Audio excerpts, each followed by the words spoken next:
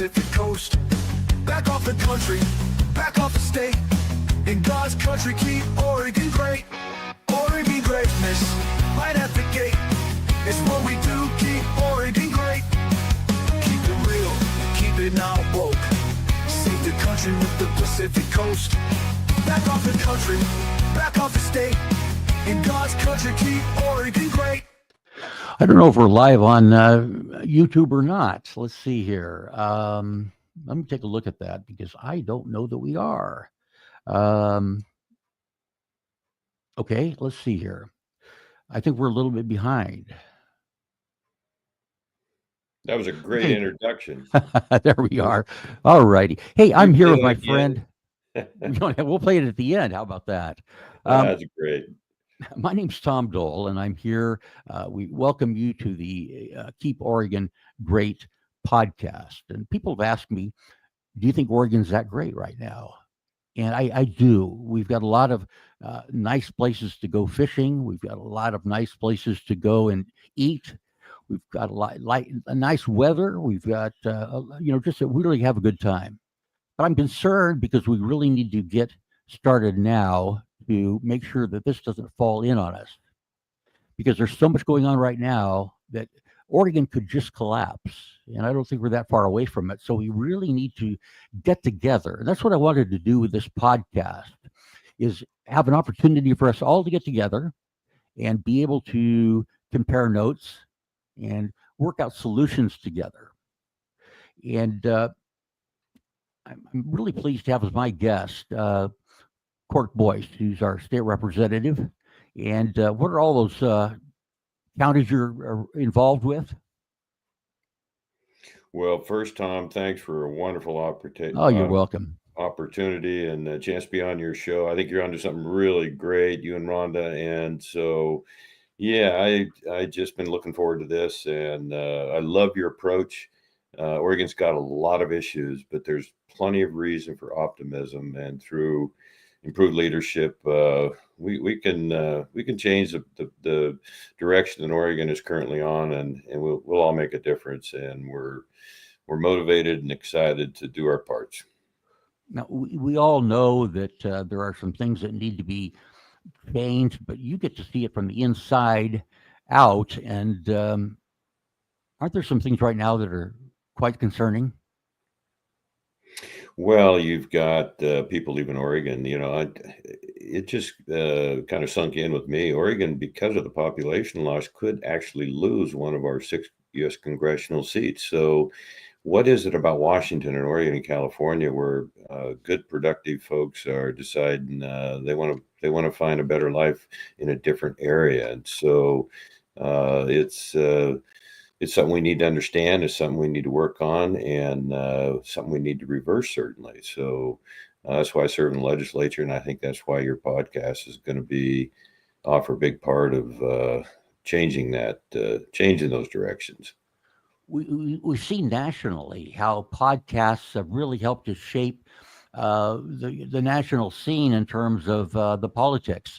They've shied away from the national media, the mainstream media, and have gone to really podcasts like this. And my goal is to set this up in Oregon and get some well-entrenched Oregon websites and media sites on the air, and get those going so that we can hit the ground running when the election comes around. Well, I just talked to a young Republican organization, and they asked me what was my advice. I said, when you as you grow and mature and want to be a part of the solution, always seek the truth and sort that out. And Tom, I think podcasts are becoming a bigger and better part of all of us wanting to know and sort out what's going on in our country. How do we delineate the right from the wrong, and the good from the bad, and the facts from the lack of facts? And so it's just something that's appealing to people, and hopefully today we'll have a really good offer of where and what we believe and how Oregon can change. And so, yeah, just looking forward to that. Well, that's one of the main reasons I'm so happy to have you on as my first guest ever. I have a lot of respect for you because when I hear something from your mouth, I know it's the truth, and I just really honestly mean that. You have a great deal of integrity, and really, politics is uh, we're lucky to have you, but you're too good for it. Well, I had some mentors in my life, and I'm no better than anyone else. I'm nothing special, but Tom, I just barely missed Vietnam coming out of high school in Oh wow. 1972. I would have been, my draft number was high. I was going, and that was the third week in May. July 1st, Nixon abolished the draft. Now, I would have been at the tail end of that event, that part of our history. So probably would not have seen any combat. But the point is, I got to go on and run Rogue River trips for 45 years, still doing it, 50 years. And so I don't think anybody owes more than me. And it's just, when it comes to character and integrity, this is what makes Americans different. And I used to tell my kids, and the people I was raised by would teach me that, hey, if you have character, nothing else matters. If you don't have character, nothing else matters. And so that stayed with me, and I have a responsibility to pass that on, and it's quite the privilege. My dad kind of put those, I guess, the importance of that into me. But unfortunately, he was a Democrat, and but I don't believe he would be a Democrat today with the way things are. It's just not the same party as it used to be. Well, they're a party that's in power of our state, and they've been in power for a long, long time. I go back to the Vic Atiyeh, Dave Frohnmeyer, Norma Paulus, those people in the 70s and 80s, they were true statesmen and stateswomen. Bev Klarna, my first cousin, Secretary of State. Right. They would do anything to get work done, to reach across the aisle. They would never be unnecessarily negative. They built relationships, and public service was true in their hearts to serve and to give back. And so that's people I was mentored by, and I'm glad some of it stuck. I hope some of it stuck, and I appreciate your wonderful words there. Well, you're very humble by nature, and one thing I do want to ask, and I know you give me an honest answer here, is tell me a little bit about your ranking in CPAC. Oh, my first year I got what was it, 83%. Yes, This time right. I got 67%. So I'm not sure if I understand that. I don't split with I don't split with my party. We have one representative he's every bit as conservative as me, and he says, "Look, I just got a 70 rating, and I don't understand." That's not to disrespect that organization whatsoever. No. However, it put me and my staff a little bit on guard. Okay, did we make a vote or two that was moderate, or that perhaps we shouldn't have made? And so I learned from it. And everything about this it's being in Salem is about relationships. It's about hard work. It's about patience. It's about perseverance. And the good Lord's, for the time being anyway, has offered me those assets. And so I'm humbled and I'm grateful. Amen. I wanted to testify before the Oregon legislature, but they didn't give me an opportunity because I didn't make the trip up there, and they weren't very good about letting people that phoned in give their testimony. But I'd like to share mine if I could, since I didn't get to share it through the legislature. My name's Thomas Dole, and I'm a lifelong Oregonian. I'm here today because I'm deeply concerned about the direction our state is heading. The proposed $5 billion transportation tax package is one example of why I'm concerned. This proposal is out of touch with the realities facing everyday Oregonians. Families are struggling to put food on the table, and yet this plan asks them to shoulder even more financial burden. A 55.4% increase in the title fees, a 6 cent hike in gas taxes, and a doubling of the payroll tax. And these are not just the numbers, these are actually hitting the wallets of working people. The private sector adjusts when budgets tighten. The layoffs, restructuring, belt tightening, that's all well known to the private industry, but public government seems to believe that they have an open checkbook. And we're the ones that really pay for that. And government should be no different. Instead of expanding spending, we should be evaluating where efficiencies can be found. And I think that if they were to look at where there could be some efficiencies realized, I think that it probably gets very creative in the way that they found the dollars. Now, programs that have gone unchecked, including certain DEI initiatives, deserve scrutiny. And unfortunately, the federal government and over time it's been proven that DEI is not an effective way to do business. And yet it seems like the state of Oregon seems to be doubling down on their DEI programs. We must ensure that every dollar spent serves all Oregonians, not just political agendas. What's more troubling is the erosion of democratic oversight. Section 12 of the bill allows unelected bureaucrats to raise fuel taxes and truck fees without even a vote. That's not just bad policy, it's dangerous precedent that can undermine the constitutional requirements for a 3/5 vote to raise taxes. And even those who embrace electric vehicles, encouraged by the state's green initiatives, now they're being penalized with road usage charges. It's a bait switch as far as I'm concerned. They didn't really make that clear when they talked to them about EV. This package is not about transportation. It's about taxation, and it's being pushed at a time when Oregonians could least afford it. I urge them to reject the proposal and let's work together to find smarter, fairer solutions. Let's keep Oregon great. And for those who want to stay engaged, and I was going to mention the podcast. And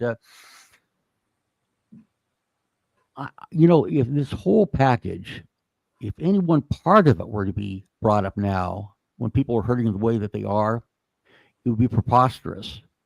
But not only that, but they're layer after layer after layer of taxes, tax on top of tax on top of tax.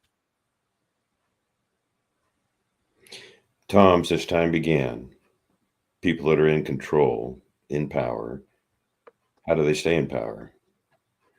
They take from the productive. Remember years ago, Newt Gingrich used the term or the analogy, those pulling the wagon are doing the lion's share of the work. And boy, if I have ever had a consistent message from my constituents and people all over the state, we cannot afford new taxes. When you look at the polls, what's going on in Oregon right now, you consistently hear number one, just slightly ahead of the homeless issue. Number one is affordability.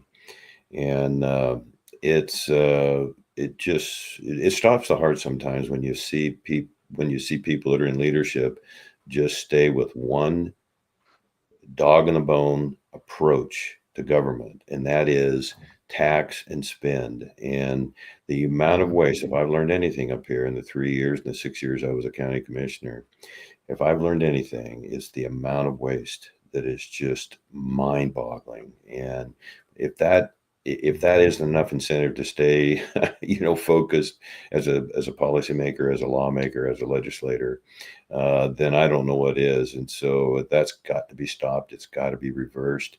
And the best way to do that is to start. That's not the only answer, but the best way to do that is to start with a Republican governor. And I think we've got a chance, Tom. And so, I'm some of my kids are saying, well, maybe we'll move to Idaho or something. And the exodus from Washington, Oregon, California, Idaho is amazing.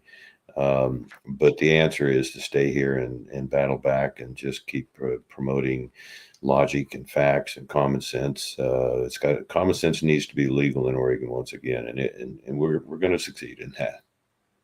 When there's such an egress out of our state, it really tells you something. There's so much beauty here. You think that people would stay here, and they would if there wasn't such craziness when it comes down to the laws that are passed. And um, I, uh, I heard that from David Brock Smith that I mean the Democrats won't even listen to what Republicans have to say half the time. Well, You when know, you're in a yeah, when you're in a super minority, that puts you in a really tough position. It's not powerless. It's, we've mhm, actually accomplished a lot. We did accomplish a lot this last session. mhm. And David is just a remarkable legislator, and I'm He proud to is. serve with him. And he's very effective in Yes, a he is. variety of very important ways for the South Coast. But yeah, it's they're in a position they don't have to listen, and that in itself describes the lack of statesmanship and leadership and commitment to the little guy. I think that's why Trump has been such a success. I don't mean to make this a program about the current president, but you look at the positive things that are happening, and it's even more painful to see Oregon bypassed in that because of our resistance to, just wise, good, historically based, successful policies. And so, yeah, the Democrats, it's a real head scratcher. It makes you quite bewildered. But Oregon is controlled by three major unions, and Mhm. what's incredibly difficult to understand is they're hurting their own futures. They're hurting their own children's futures by, you look at ODOT and what's going on there, and the lack of accountability, as you mentioned a Right. second ago, and it's just inexcusable. It's unacceptable. Yeah, they need to find a way to cut the waste. They need to find a way to make that a lean, mean machine as opposed to throwing more dollars at it.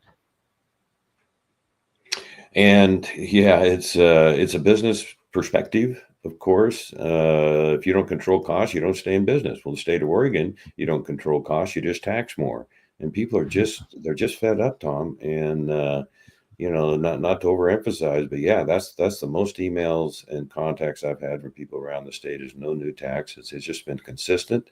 It's been well defined in why it hasn't worked. And you mentioned a minute ago the DEI program. That's a mild, if not a major, form of corruption in that it leaves out, and I may get pushback on this, but it leaves out the white male at all costs. As Absolutely. if that is the problem in our country. And so you just hate to see that further division that is so unnecessary. I wasn't raised that way. You weren't raised that way. Nope. Nobody I know was raised that way.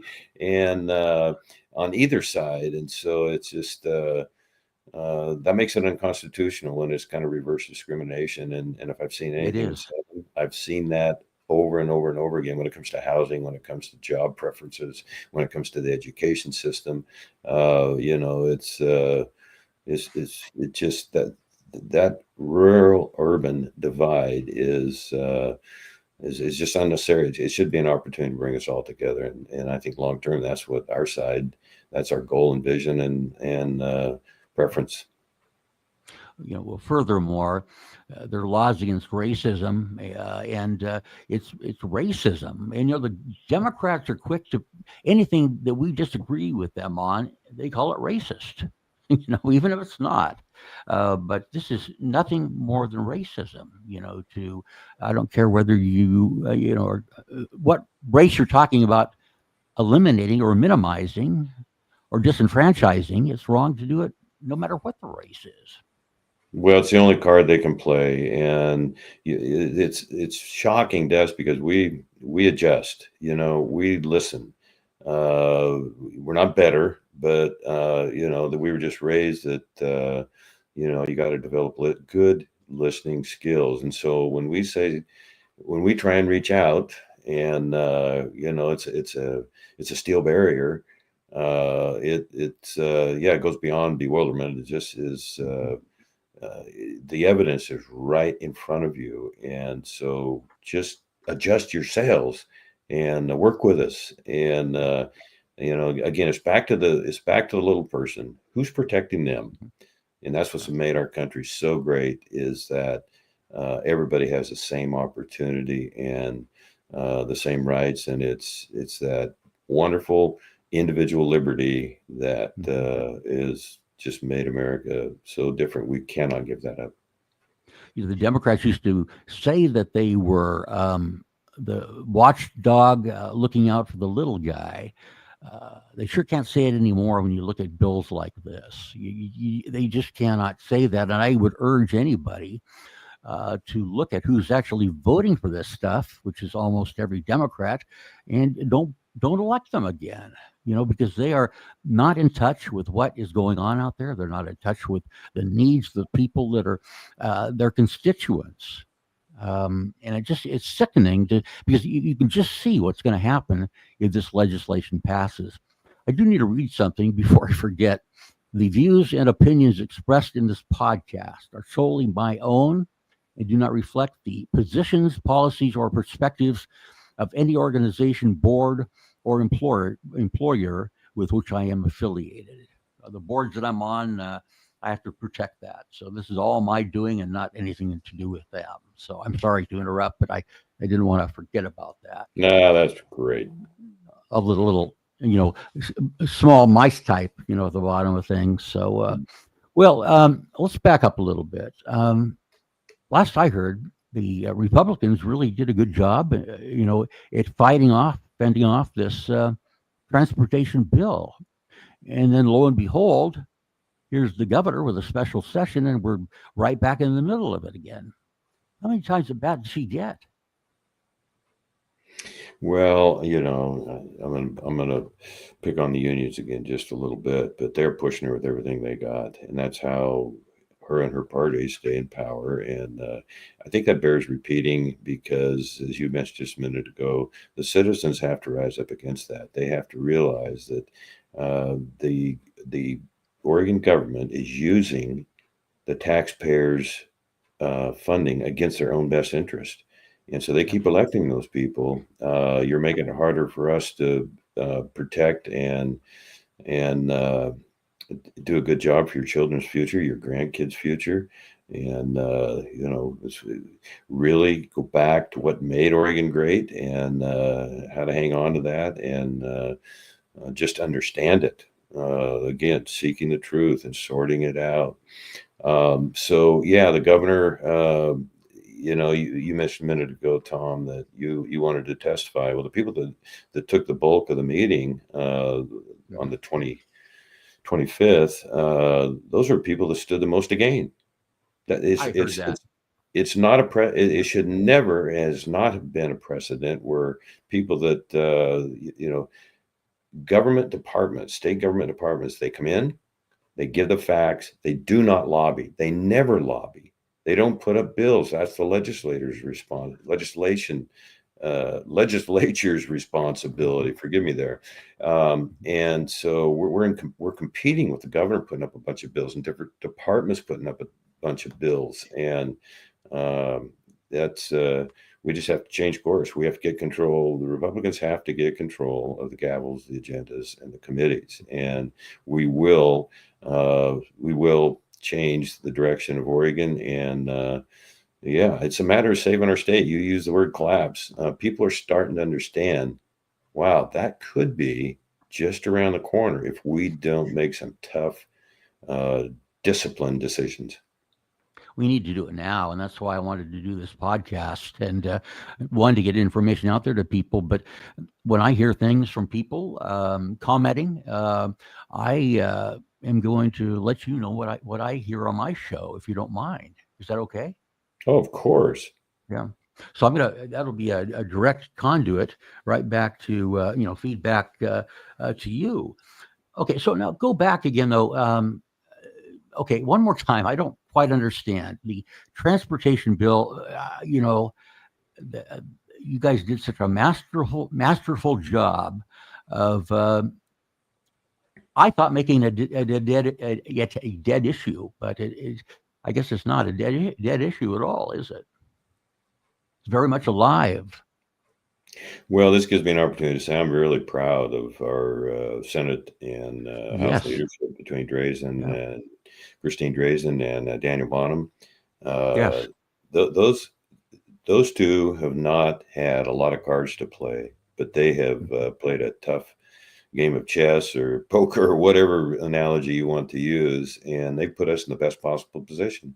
When we had on the 27th, the other side threatened us with, "Hey, we're going to keep you here through Sunday if you don't pass this." It went from 2025 ODOT bill to 4032, and both Bonham and Brazen said, "Hey, no worries, we'll stay here for the next week if we need to. We're here to work. We're here to solve this problem, and we can do that. We can have wonderful maintenance in the Oregon Department of Transportation and cut costs and not give up one job, not lay off one person." Yeah.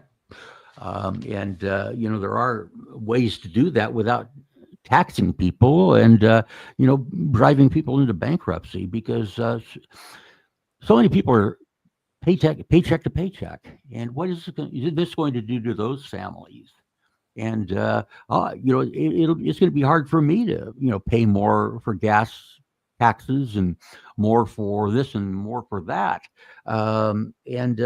Let's walk through it a little bit. Let's walk through this. What is being put on the table here with this whole unbelievable package? Could we? Well, it hurts rural Oregonians the most. They have the greatest distances to drive. They have the least number of electric vehicles.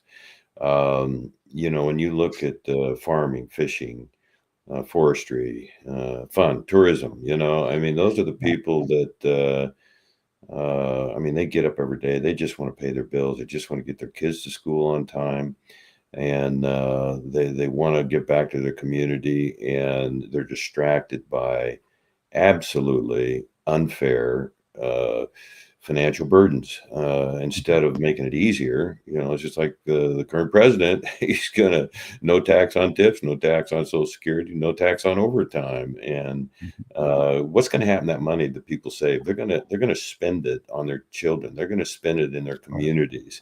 They're going to give back. And the less the government has to spend of our money, the better off we are. History cannot be denied how that has worked successfully. So there's a doubling of the payroll tax from 1% to 2%. And I'm just wondering, on the average, for the average person, how much is that going to mean just in itself? I had one legislator say, "Oh, if we raise the gas tax by 6 cents, it will only cost the average Oregonian $28 a year." And that's even if that math is correct, what an indifference to that's from somebody. That was from a legislator that has plenty of funds. And so back to the little guy. And yet there's so many, if you look right now, there's so many people running around that in their cars that haven't updated their registrations, and might be an old jalopy, but do you think if we raise it 180% to register your car, that's going to drive them to DMV to do their proper duty there and register? No, it's people are just going, if they've got to decide whether they're going to pay the light bill or the vehicle registration update, they've got a tough choice to make. Are we helping them? No, and that really is painful, for lack of a better term, And for people that have a tough time as it is putting food on the table, and then let's layer on top of that the title fee, and that's going from where to where? The title fee, I think that went up to $280 to buy a new car. Is that the one you're referencing? The title fee, and then is that registration too, or is that just the title fee? No, it's the title fee. Title fee. Okay. Yeah. But that's you buy a car. Collectively, it's just a lot of additional money to an organization, to a state department that is not being held accountable. We are funding and rewarding failure. Yep. and the gas tax on top of that. You layer Yep. that on top of everything else, and they may be able to pick this apart and say, like you said, this one bet that's only going to cost $28 a year. But, then you layer all this on top of each other. It's quite a sizable hit. Which is the point why the Republicans have stood so strong.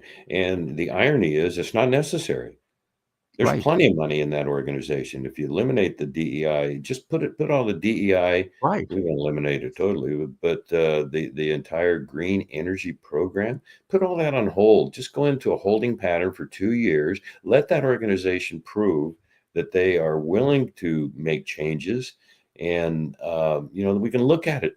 Excuse me. We can look at it in Mhm. 2 years and see where we are. The 6 years as commissioner and 3 years in legislature, Tom, Mhm. watching the 33 major departments in the state of Oregon, we've never had one that I'm aware of that has ever come to the legislature and said, hey, we've managed well. We actually have a little bit of a surplus. We don't need to increase our budget. And then you want to reward them for Yeah. Yeah. for doing a good job. We've got this project done on time. We've served this part of Oregon.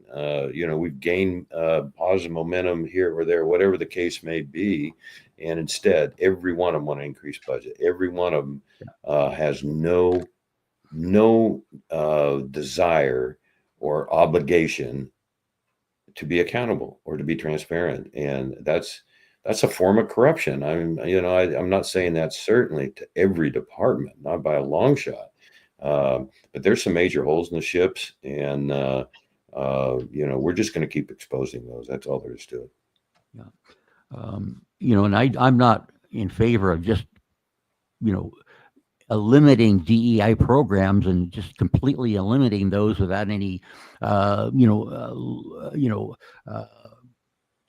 evaluation, because there are programs that are tied to DEI, but canceling those programs, the funding for those are tied to, for example, mental health in school, help for kids that have mental health issues. There are some unintended consequences of stripping this away too quickly. And I think they need to look at that. But for the state of Oregon to do more and more around DEI, I think that's absolutely crazy with what we've seen. And just on the face of it, it makes sense that hiring somebody simply because they belong to a certain class, as opposed to hiring the person that is the most qualified, that just doesn't make any sense. Well, it's wrong, and it's uncharacteristic of what we believe and what we're obligated to promote. When you recall, Tom, when we had the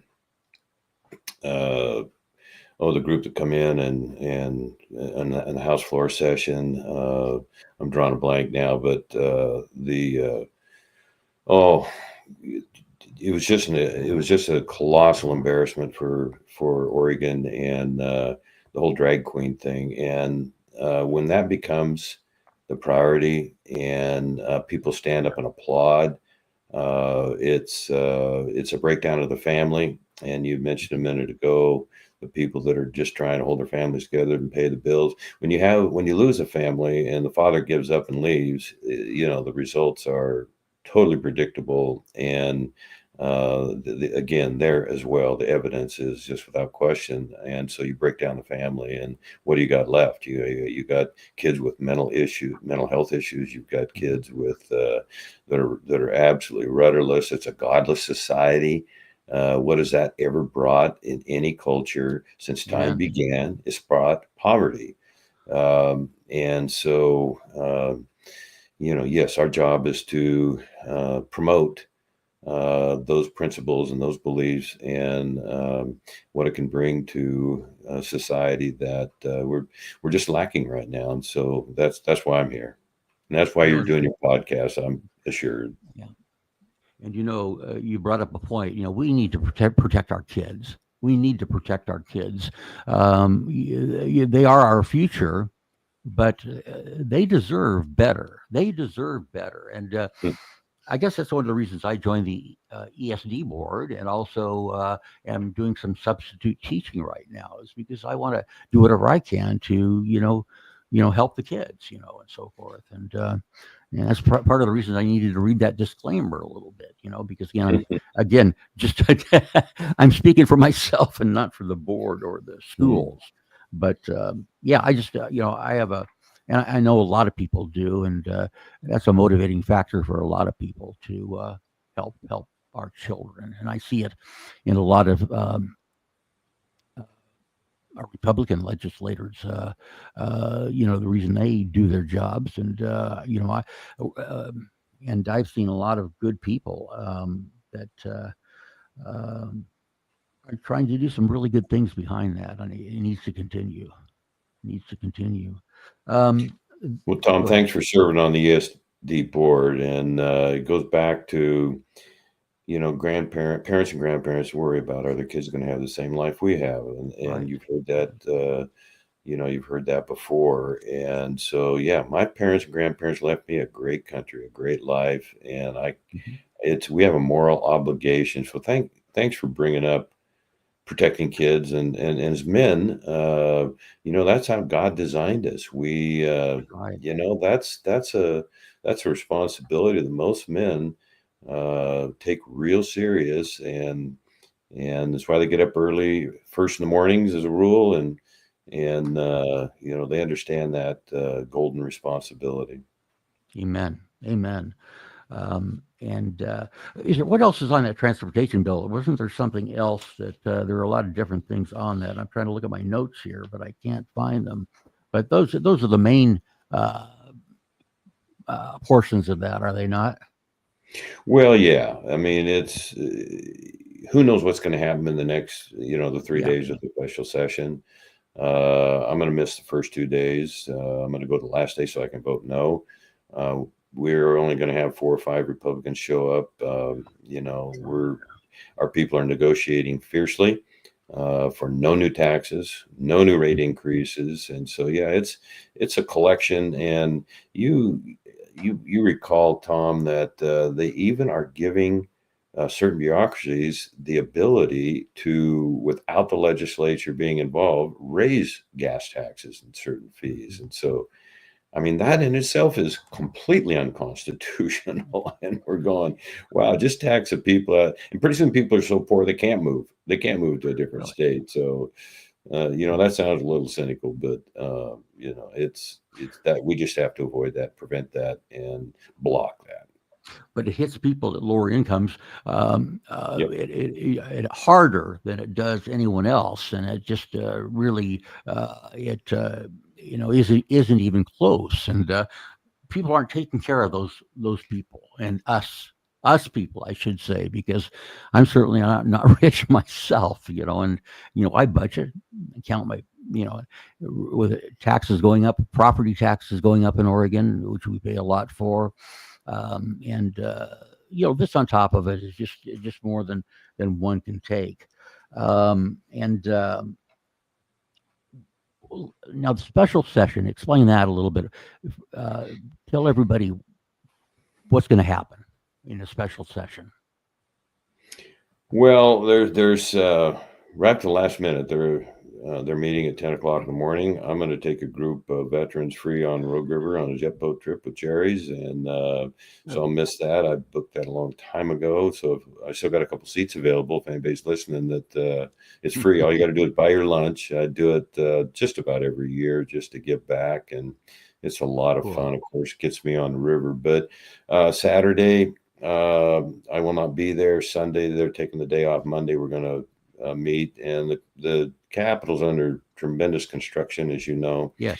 Yep. And so everything we do is costly. I mean, there's going to be $1 million for a 3-day special session. It's just like, my goodness, Tom, the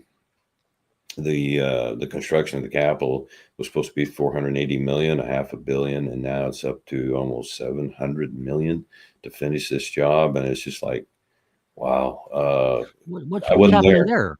Why is that happening? Well, What's it's just happening? because money's no object, and guys like you and me and business people and folks that live within a budget.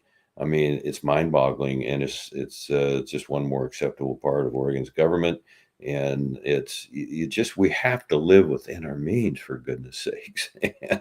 And so again, that's why I'm in the legislature, and I swear I'm gonna get that message out. We're gonna get that message out, and Yeah. we're right in our approach, and give us a chance to govern. Give us a chance to govern. We'll hold ourselves completely accountable. Absolutely. And you already are. I know you are. And let me ask you a question. What's one of the things that people don't understand about the legislative process, and how would you like to change someone's thinking behind maybe a myth that they might have about the process? Don't confuse us with the federal government national leaders, our 2 senators and our 6 congressional reps. Understand that we each represent about 75,000 people. We need folks to be involved. We need folks continually to, fight for their own best interest and engage with us. And it is impactful to have people that say, hey, this doesn't seem right to me. I would appreciate if you would explain, if you would help me with this project, if you would vote a certain way. That's invaluable to us as legislators. And, we have a great South Coast group here with Boomer Wright, Senator Brock Smith, Right. Virgil Osborne, Alex Carlatos. You have great commissioners in all 3 counties. And so I just want Really? to give them a Yeah. shout out, because their jobs are every bit as tough as ours. And so, just be involved. Just take 10, 15, 20 minutes a day to listen to podcasts, listen to social media, look at social media. Yeah. And just help us any way you can to stop this exodus of people leaving Oregon, and help us improve. We're here to make your lives better. That is something our delegation takes very, very seriously. You mentioned county commissioners, and we do have, the cream of the crop of county commissioners down here. Tim Freeman and Chris Boice and Tom Chris, proud of them all. Tom Kress, and they just really could rest on their laurels because they do so much and they get out in the community, but they just don't. They're just tireless workers, and they're also, aren't they, involved in some national or regional timber initiatives? I think, aren't they, and boards and things like that.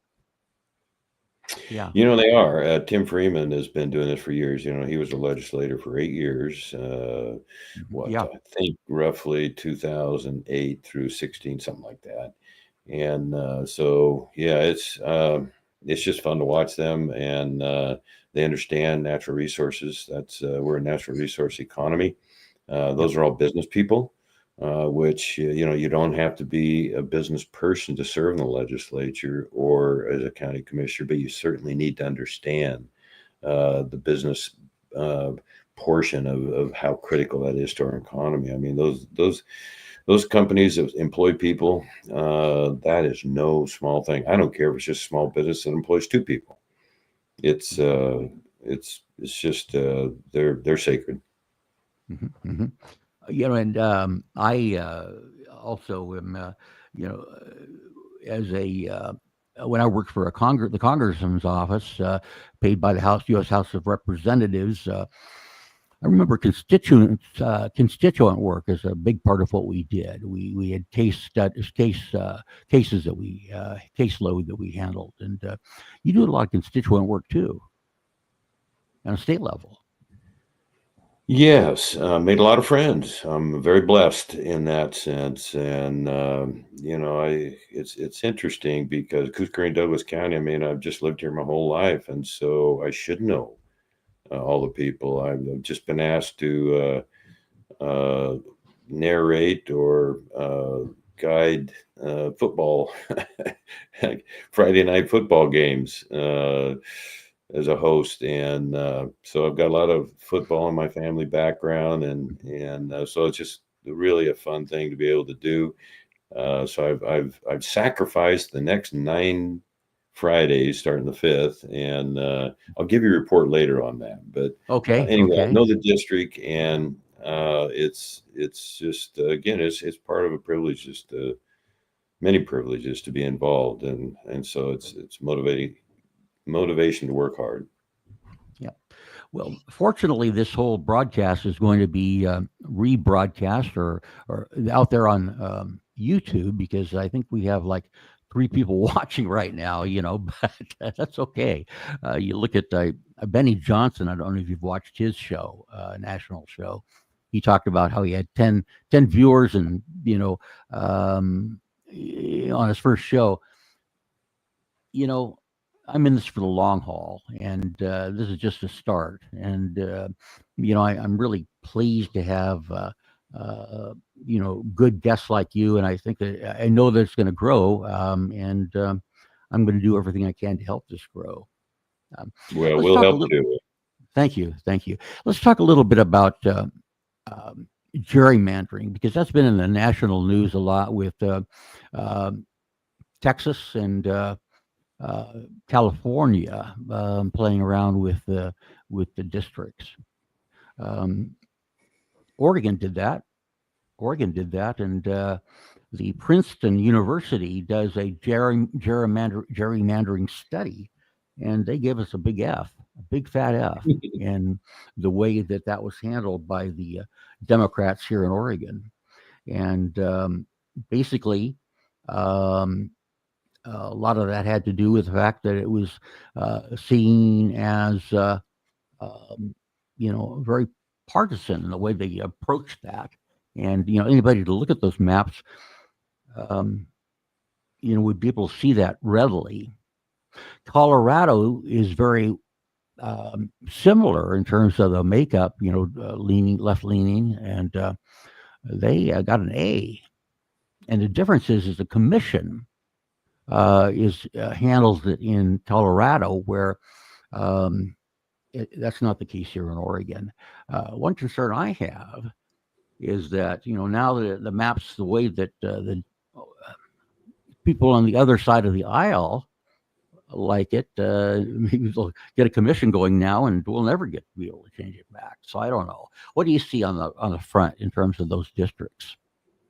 Wow, I see it as a great opportunity, but we have to message that, Tom. And just right now, you bringing it up, I wanted to say no. Next question, but no, it's Yeah. fascinating to see what's going on in Texas, California, Illinois. My God, they have one district that just goes a long, skinny line from the top down, almost from the top down to the bottom, and that Purdue study. You mentioned referenced, that's very interesting, and it's just one more embarrassment for our state, and it's corrupt. If you do something is wrong and hurts the citizens and is improper, and it doesn't bother your conscience, then you're gonna have to answer someday. And I think the citizens, you mentioned that just a moment ago, what do the citizens need to hear before they decide, wow, we're gonna become involved, and we're going to knock on doors. We're going to make 20 phone calls. We're going to talk to our friends and family. We're going to protect our kids' future. And so gerrymandering,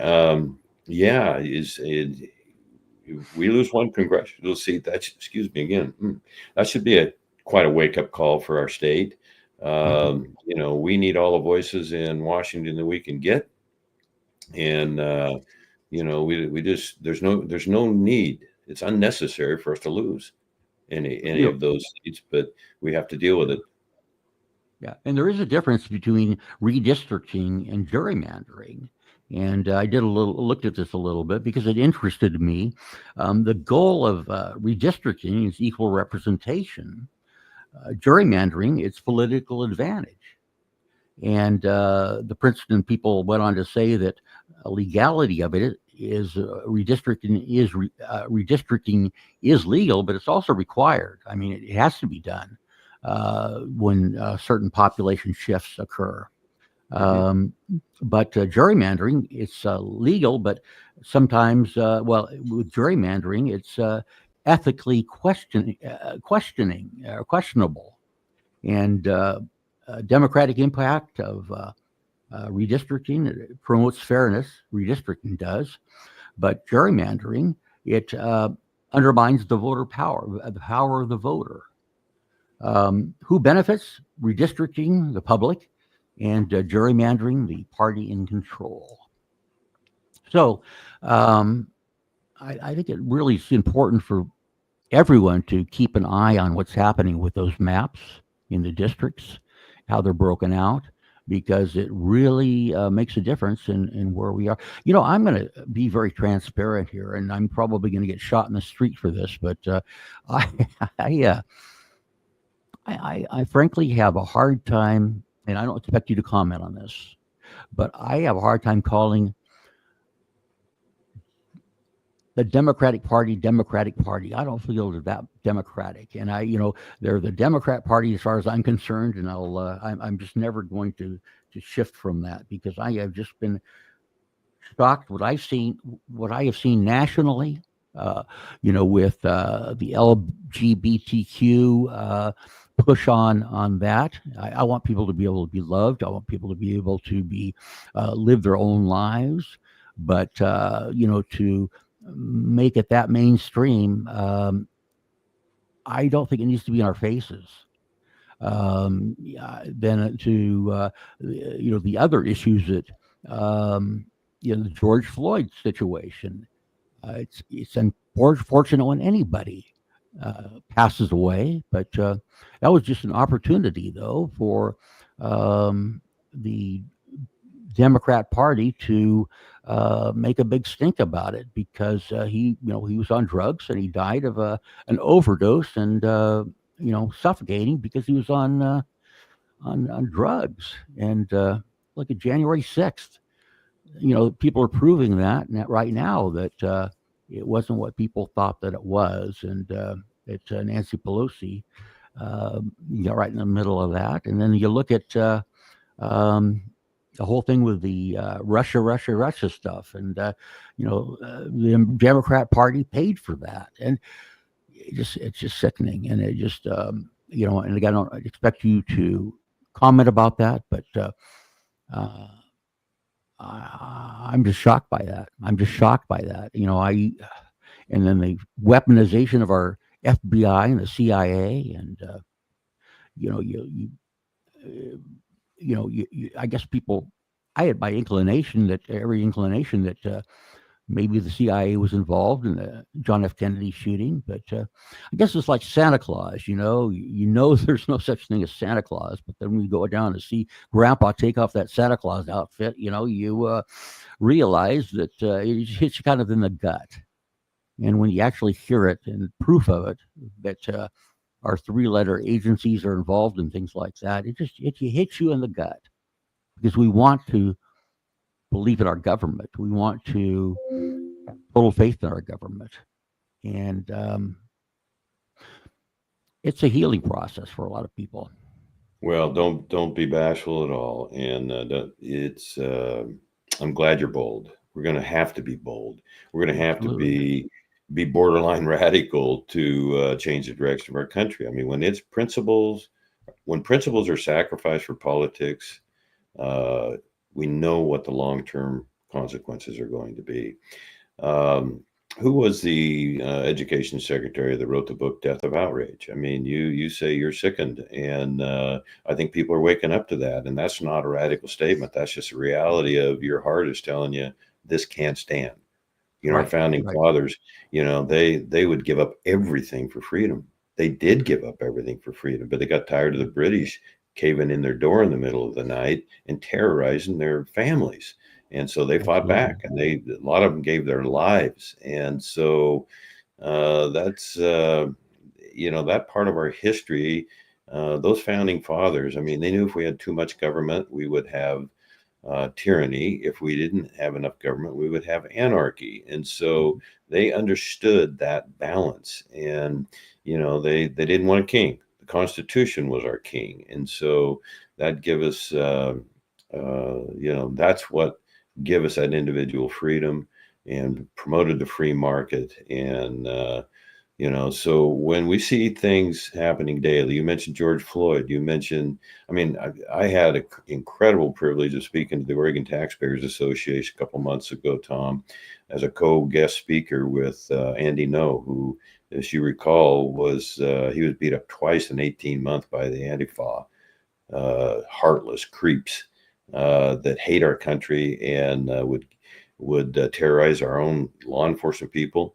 Remember, in a federal building, they locked the door with men and women inside Oh, and right. lit it on fire. Nobody ever Right. paid the price for that. Right. They burnt 17 police cars up at at Portland State University, Mhm. and that was way over $1 million. And the examples and stories like that just go on and on. And yet, a bill that the bill that probably hurt me the most to see passed was a bill that gave Portland State, honestly, about $200 million. Mhm. Uh, but that's where the votes are, and Mhm.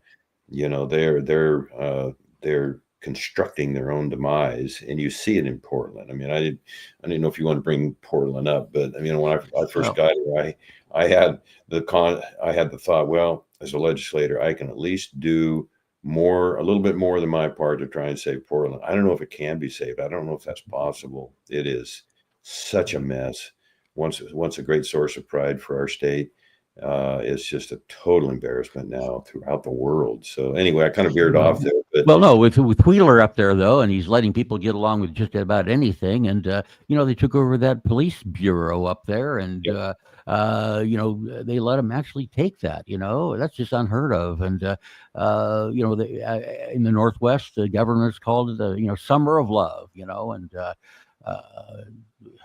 if they We have to call that smile, love. but it's just absolutely, what's the term that when I'm in trouble with my wife, a term she uses, court, that's incongruent. Well, that's Yeah. it's incongruent to think that we can continually survive that kind of behavior, bad behavior, and it's I'm already a marked man with Antifa, and that's okay because this Andy No guy, he has to live in secret, and he has to hide his family, and Yeah. yet he's got the courage of a lion, and so it was just anyway, it's just a tremendous honor. Another honor I had was to recognize Jane Jin on the House floor.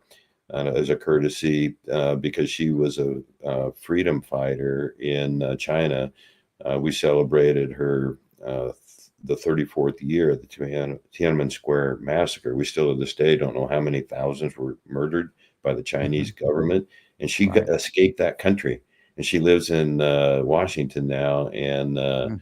is a head of the not a head, but very much involved in the China Freedom Society, or exposing the China government. So Oh, we just okay. don't want that. We don't want that in our country. Yeah. Yep. And just you want to be able to believe in your government, and I think that we really we need to get back to that, and it's just too far away from that. Let's talk a little bit about wildfires and wildfire management. You've had some fires there on the coast in your district, and when I was in the congressman's office, they were talking about, they took me out and they showed me how they can actually pluck a tree out from the middle of the forest, pull it out, and drop it onto a log truck. It's not disrupting any wildlife or anything like that, but people have to fight to move anything a lot of times out of the forest. And the thing that I understand is killing us is and causing these hot fires, causing all this property damage. It's the forest floor. There's all this fuel down there because they don't let people manage the forest properly. And I know I'm not the first person to talk about that, but where are we? I mean, here decades later, and nothing seems to be getting done on a lot of this. Well, the first year I was commissioner, 2017, we were hit by the Checobar fire, and we could have easily, Tom, lost Brookings. And I Yes. watched the Forest Service monitor the fire, and I fought with them. I challenged them. I begged them. I threatened them. Uh, when that fire took off on August 22nd, it started, I actually had a fire meeting on the 7th of July that year because it was just the conditions just weren't good. I've lived here my whole life. My first year as commissioner, I pulled all the fire people in. I said, "Hey, this is a tough year. Are we ready?" And so it's a very good meeting at the Gold Beach City Hall. Anyway, the long and the short of it is 5 days later, we discovered the Chetco Bar fire. It ended up burning 90,000 acres. It cost $88 million to fight. And we lost so much timber. It was right in the heart of our Kalmiopsis wilderness area. Anyway, the long and the short of it is I've been an enemy with the Forest Service ever since, except the last 4 or 5 years. I've seen them, Tom, do an absolute about face at 180. And right now, the Rogue River Siskiyou National Forest supervisor, they have, well, let's just take one county. Now, we've had very few, knock on wood, and thank the good Lord, we've had hardly any fires in Coos Curry and Douglas counties. And that's a testament to the Oregon Department of Forestry and the extent that they fight fires. They are tremendously successful. It's just remarkable what they do. They keep 95% of the fires under 10 acres. And so anyway, the Forest Service, let's just talk about Jackson County, Medford area. They've had a total of 90 fires, and every one of them have been put out, and the Forest Service gets at least half the credit on that. And I just can't sing their praise enough because I was ready to sue them, beat them up, whatever I had to do, because we breathe the smoke. It destroys our watershed, incinerates our wildlife. It ruins the future of our kids on fire. I could talk for hours on forest management, and it's my number one issue. And I'm just fortunate to be able to gain some knowledge on that and push back. I think that it's important that people have that perspective because, people hear of the hot fires, fast moving fires, and what are we doing differently here that California is not doing? I mean, all the property damage down there. What's the chance of that happening here? Is it lessened here, or do we have the same concern? I would. There's very few things I would want to follow California on. In Oregon, we couldn't possibly harvest the timber as fast as it grows. It's just spectacular, the heritage and the natural resource gift that our state has. The Douglas fir tree, nothing compares to it. It's the best source of wood fiber in the world, and not just in constructing homes, but it's just a tremendous valuable resource. So anyway, what is different is that we're starting to understand, stop decommissioning roads. At some point, we're going to go back and harvest burned timber. Right now we can't salvage it. And let's just say each tree is roughly an average tree is worth $1,500. When the taxpayers learn that resource is wasted, instead of coming back paying for law enforcement and schools and roads, I think there's an awakening, and it goes back to the first part of our conversation. People are going to figure out at some point. We also we want to protect our deer because they're nature's weed eaters. They eat the forest floor grasses and brushes, and so do wild horses. So do the elk. That's all they do all day long is eat. And so Sounds like me. Yeah, well, we lose that, and both of us, we lose that. The deer populations are going down due to chronic wasting disease, the vehicular predators. My gosh, we have way too many cougars in our state. Now we're introducing wolves, and they're coming into even the western part of the state, and we fight this all the time. Compensating our ranchers that lose stock, and the Portland people, they just haven't figured it out, and it's going to be at their doorstep sometime. They don't want us to hunt these, do they? They don't want us to hunt them. Yeah. Is that possible still to hunt them at all, or is Oregon law? Well, you leave it up to the government, and there's parts of Oregon Department of Fish and Wildlife that I very strongly support and appreciate, but there's parts that they're bound by bad policies. We don't need wolves in our neighborhoods. It's insanity. And, let's just take the cougars, for example. There's 8,000, and the the Habitat of Oregon by Oregon Department of Fish and Wildlife data shows that our state can really only support about 3,000. So a cougar will eat a deer a week. We have cubs, 2 deer a week. And so, those are, a deer will eat 7 pounds of grass and brush every day. And so that's the kindling that makes these volatile, explosive fires. That's not the only difference or the only tool, but keeping roads open and protecting our watersheds. I'm in the land of wild rivers. I've made my living for 50 years on Rogue River, and so when those watersheds are destroyed, we pay a huge price for it. With all the tremendous work we have been doing for years on salmon and trout recovery, so we got to protect our forests. It's what makes Oregon different. It's just a tremendous heritage and blessing. Yeah, and we've seen a lot of improvement there. I mean, I remember when, all forest land, a lot of forest land used to be, clear cut. You don't see the clear cutting like they used to do back in the 70s and the 60s. And one thing that I wanted to do too, I don't want to miss this. What's coming up in the legislature right now? What's coming up in the next session? Anything that you see that we need to keep our eyes on?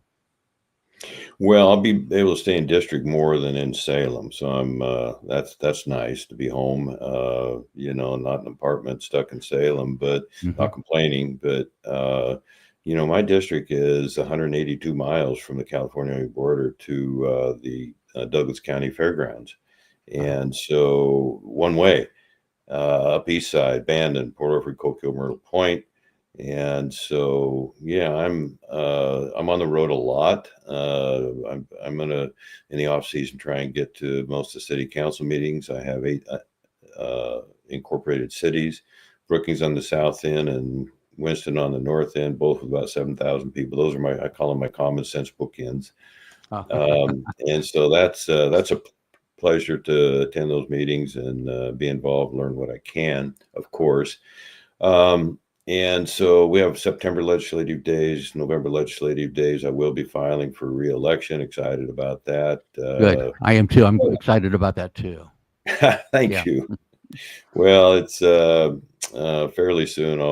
We're staff the other side of my program. You keep separate from the legislative portion, but we have to run every 2 years. We have to raise money, and it's. I'm already looking forward to the short session in February, Tom, and then campaign most of next summer in amongst fighting fires and spend a little time with the grandkids. But I've got a great staff, and I'm just thrilled to be involved. And I think we're making a difference. I sure hope we are. Yeah, I definitely think you are, and. What I can see right now that I need to move my monitor to the other side. It looks like I'm looking away from you, but I'm actually looking at the monitor, looking at you. So I hope you don't think I'm ignoring you because I'm looking the wrong way. But my monitor is placed in a difficult place here, so I'm looking away from. Absolutely, no worries. So it's just need to put it on the other side there. So it's been a great hour. We're learning new things. I'm going to study up on how to build the channel, and this is day one, and I hope of many, many weeks and months and years of this. And so I think that do you have anything else for the good of the order, my friend? I want to give you a chance to touch base on anything at all that you'd like to talk about. Well, thank you. This I just mentioned I have to run every 2 years. I also mentioned earlier that I think it's the first chance we've had to get a Republican governor.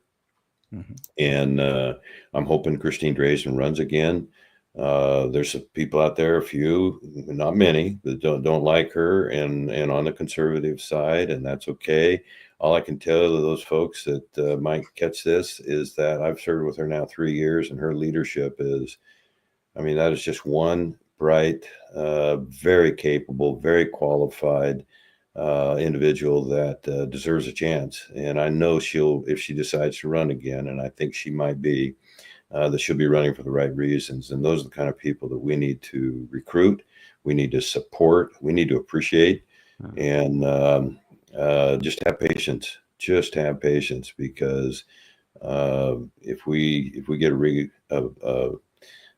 Republican governor, then that's the start of getting control of the legislature and reversing and just some of these policies have been so damaging, and you kind of referenced it, Tom. We see it every single day.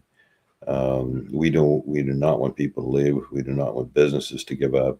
I mean, we don't even have a good system to track small businesses that are leaving. We've seen the stories of the big ones, Dutch Brothers and Intel, and the Sherry's restaurants, Walmart in the Portland area.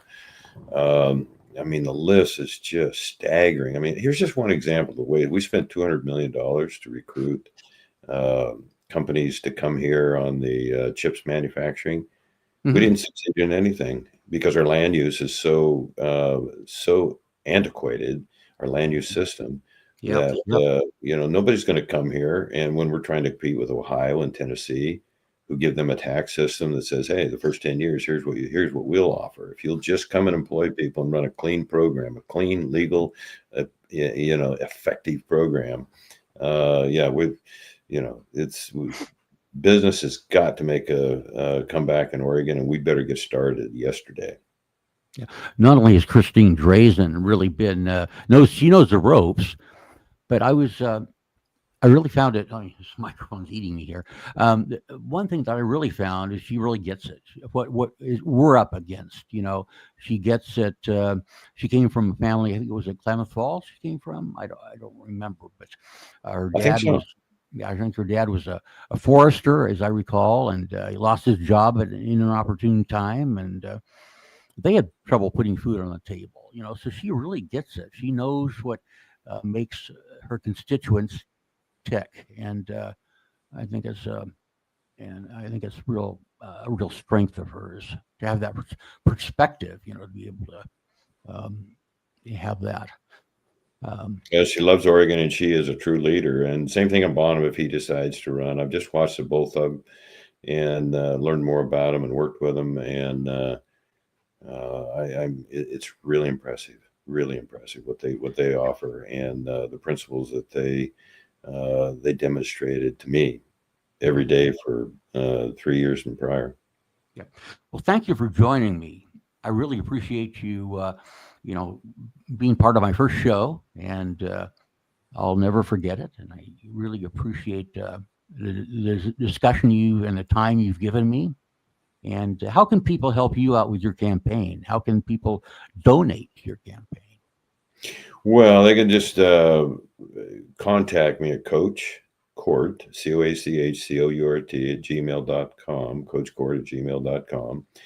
And, I just say, hey, will you make 20 phone calls? Will you contribute $20? Will you knock on 20 doors? It would have a tremendous impact. Not everybody wants to go knock on doors, and that's fine. I understand. But Oregon is worth defending, and we need you something fierce, and we got to reach out to the non-affiliated voters, the independent voters, who tend to lean more conservative or Republican as a rule, and just keep seeking the truth and never give up. Never. What Winston Churchill say?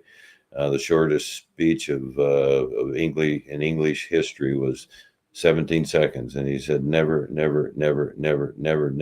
give up. And so we're going to have some fun. Tom, I wish you the very best. I really think you're onto something cool here, and I appreciate it. And I don't want to say I'm surprised, but I think this has gone very well today. Despite my tongue twisted moments there. I didn't even notice. But it's just wonderful to be around patriots and people that believe what I believe, and it's quite an incentive to stay energized. And I'm just really honored to be your first guest, my friend. Well, thank you. And vote by mail, is it here to stay or is it going away? Vote by mail? Yeah. That's funny. Bev Clarno, strong Republican, was Secretary of State. She liked the vote by mail system, and it's cost me a little bit of support because I said, hey, what we want to do is just put it before the vote of the people on a citizens initiative. Do you want to keep mail-in balloting? Let the people decide. Democracy at its best. And people love the convenience. Well, it makes lazy voters out of us. I listened to a guy on Lars Larson today that talked about Judicial Watch and talked about some of the issues in Oregon. And right now, our Secretary of State is refusing to give any voter data information to the federal government. So that's not a good sign. And can we improve the integrity of our voting? We just want voter ID and in-person voting. Absolutely. It just closes almost all loopholes and any innuendos that there is cheating. And so it's not about making things easy. It's about making things with safeguards. So here we are. Hope that wasn't too long of an explanation. No, but one thing that really really made this stand out to me is, I worked on the board with the GOP. I was the treasurer there. And we were trying to get Republicans to cure their ballots. And that is, of course, if there are discrepancies, people have a chance to go in and cure them and make them valid ballots.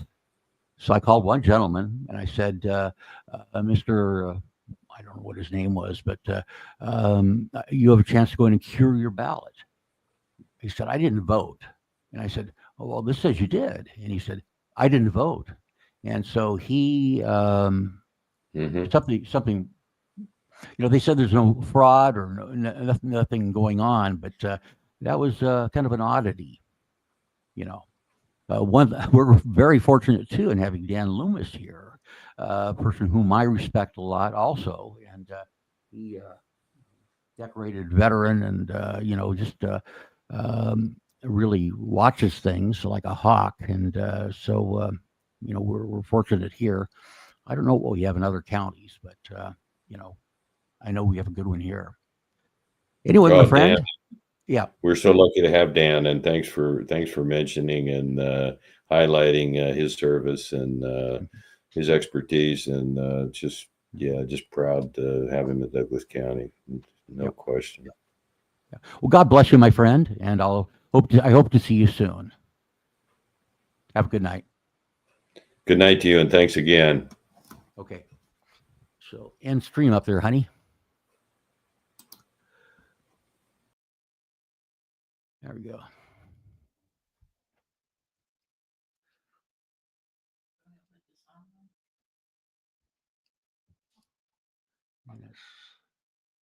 I think we're still on, so you need to click it again, please. Okay, hit that outro there. There we go. Play outro and end stream. Oregon greatness, right at the gate. It's what we do, keep Oregon great. Keep it real, keep it not woke. Save the country with the Pacific coast. Back off the country, back off the state. In God's country, keep Oregon great. Oregon greatness, right at the gate. It's what we do, keep Oregon great. Keep it real, keep it not woke. Save the country with the Pacific coast. Back off the country, back off the state. In God's country, keep Oregon great.